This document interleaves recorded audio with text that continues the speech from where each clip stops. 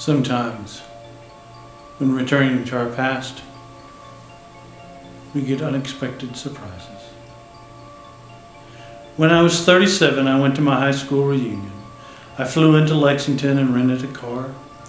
The distance was about 35 miles through a very rural part of the country. About 3 miles outside of town, I see someone on the side of the road, flagging me down.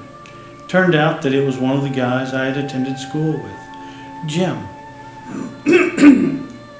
He gets into the car and we start talking. I'd not seen him in 20 years, but he still looked the same, maybe a little older.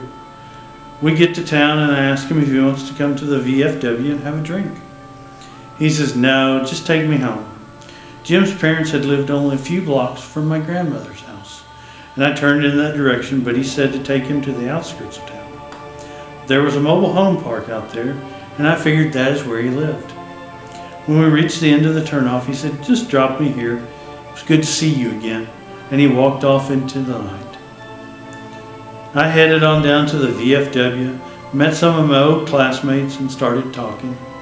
As we were talking about who was coming to the reunion, I mentioned that I had picked up Jim about 3 miles east of town and had dropped him off. Everyone gets quiet. Even the guy singing karaoke stops and lays down the mic. My cousin gets white as a brand new shirt. "John," he said, "Jim died on that curve about 8 years ago. Rolled his car. We were all at his funeral." I started to feel real dizzy, and I went out to the car to take some deep breaths.